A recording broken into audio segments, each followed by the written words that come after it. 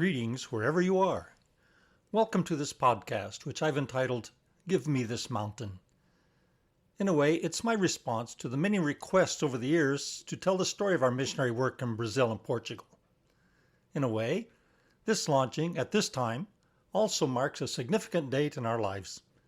This month, March 23rd, 2022, is the 50th anniversary of our arrival in São Paulo, Brazil in 1972.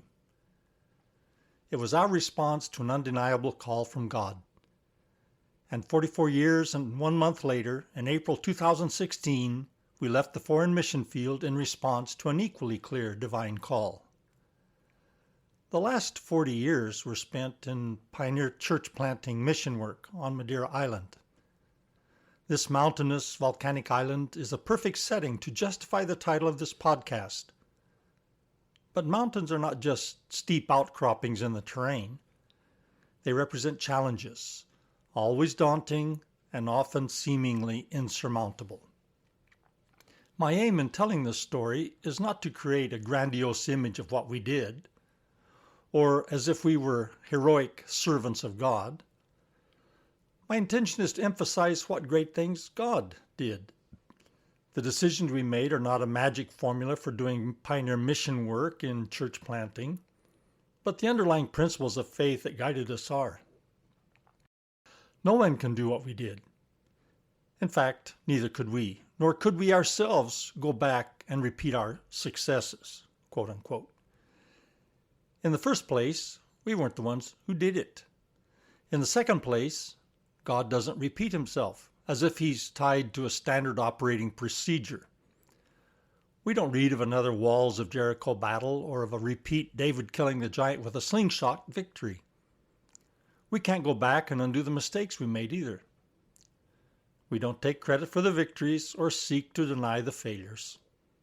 Rather, I want to simply relate our experiences, good and bad, to encourage you who listen, because in the end, the mountains we had to face are the same mountains we all must face in life.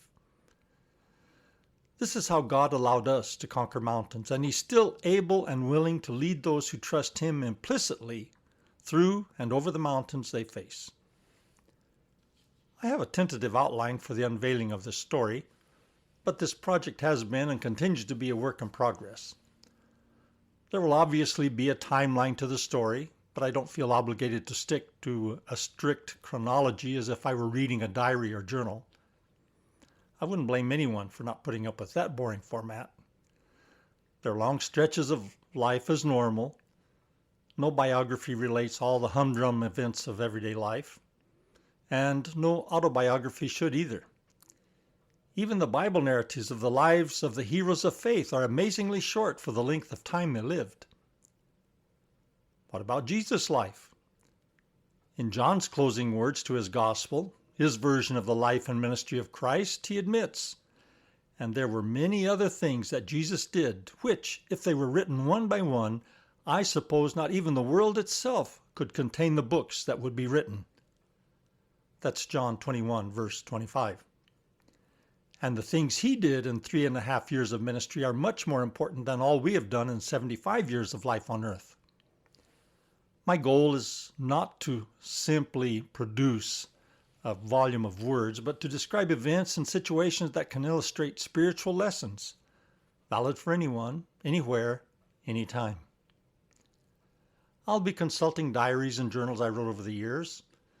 Not extremely consistently, I confess.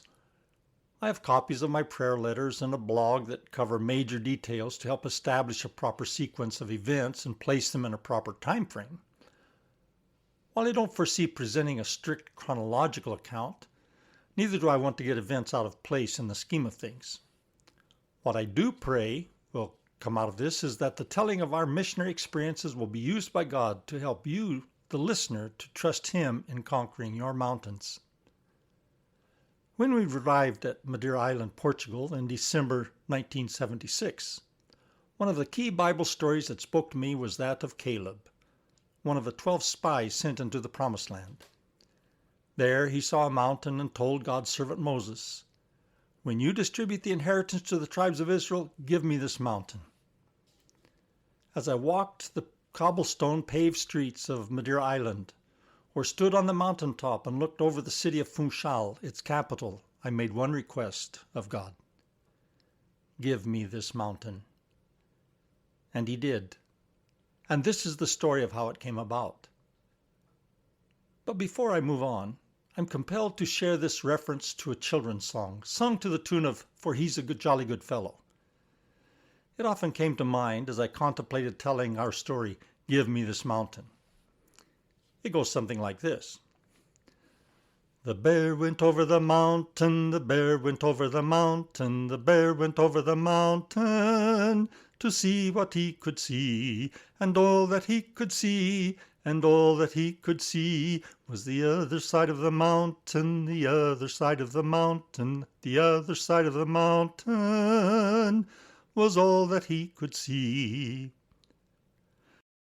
You see, often after we've made the effort and sacrificed our way to the top of the mountain, we may experience a feeling of disappointment. Contrary to our expectations, all we find is the other side of the mountain. I want to forewarn you of this. In our 40 years in Madeira, we had plenty of other side of the mountain experiences. In our telling of this story, it will become evident that how we react to another side of the mountain experience can make or break a missionary in pursuing his calling. And that's true of all of us in any other endeavor.